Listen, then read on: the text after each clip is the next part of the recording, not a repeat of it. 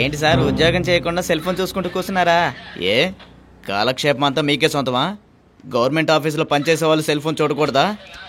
Tea ఇచ్చావు కదా, మూసుకొని వెళ్ళరా. Sir tea.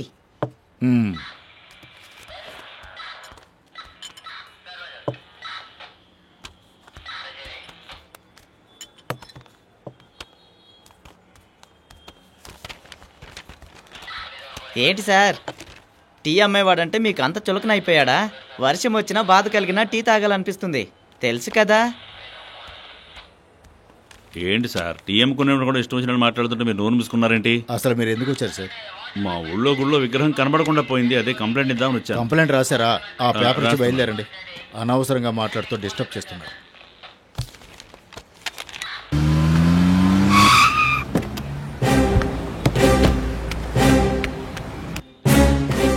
ఇదిగో బాబు, ఎక్కడికి వెళ్తున్నావు? సార్ ఒకసారి ఇన్స్పెక్టర్ని కలవాలి. ఇన్స్పెక్టర్ని తర్వాత చూద్దు కానీ ముందు ఇక్కడ కూర్చో. లేదు, కొంచెం అర్జెంట్ గా మాట్లాడాలి. ముందు కూర్చో బాబు, తర్వాత మాట్లాడుకోవచ్చు. కూర్చో ముందు.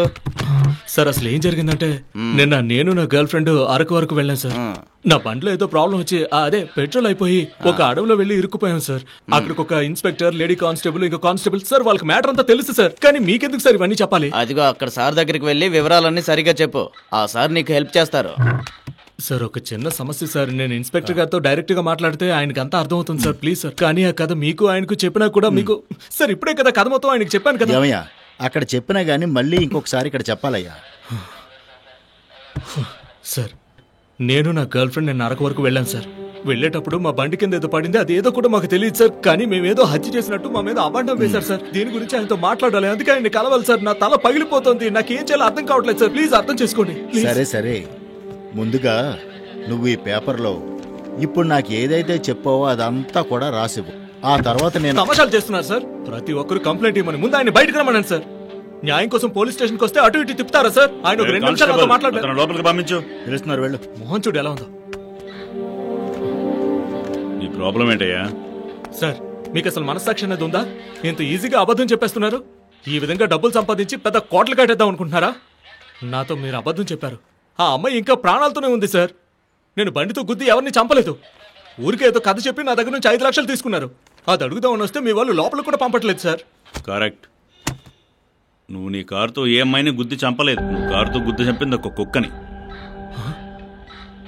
కుక్కనా? ఒక్క నిమిషం సార్.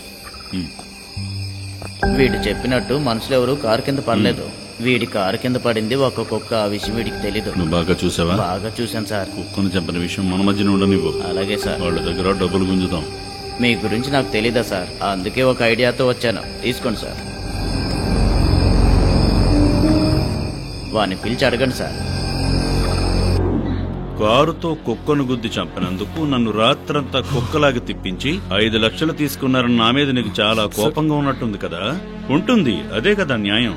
ఎందుకంటే నువ్వు చాలా న్యాయంగా ప్రవర్తించావు కదా. తెల్లవారితో నిశ్చితార్థం చేసుకోవాల్సిన అమ్మాయిని వైజాగ్ దాకా తీసుకెళ్లి ఎంజాయ్ చేద్దాం అనుకున్నావు కదా.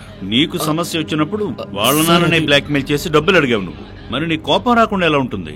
బైపాస్ లో ఎవరో నీ కారు కింద పడిపోయారని నీ మనసు కనిపించింది. కానీ ఒక్క నిమిషం కారు ఆపి కిందకి దిగి చూద్దామని నీకు అసలు అనిపించలేదు కదా. ఎవరు చేస్తే మనకేంటి, అంతే.